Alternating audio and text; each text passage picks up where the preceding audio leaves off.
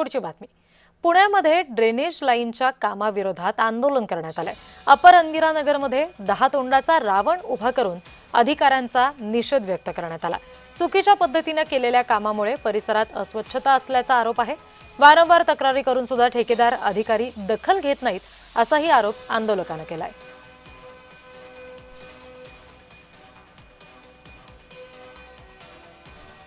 रगडखेर साहेबांना मी इथं 12 मुंडके लावून उभा केलेला आहे, 10 रावणाची डोकी लावून.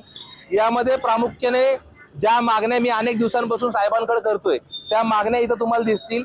साहेब, मी तुम्हाला विनंती करतोय की आमच्या अप्परमध्ये ड्रेनेजचं काम करताना रोड कटिंग झाला पाहिजे, नंतर खोदाई झाली पाहिजे, त्यानंतर ISI मार्गचा पाईप टाकला पाहिजे, नवीन चेंबरची बांधणी झाली पाहिजे, त्यानंतर नवीन ड्रेनेजची झाकणं त्याच्यावर लावली पाहिजेत, मग GSB टाकून खड्डा बुजवण्यात आला पाहिजे आणि त्यानंतरून त्याच्यावरती चांगल्या पद्धतीने PCC करण्यात आली पाहिजे.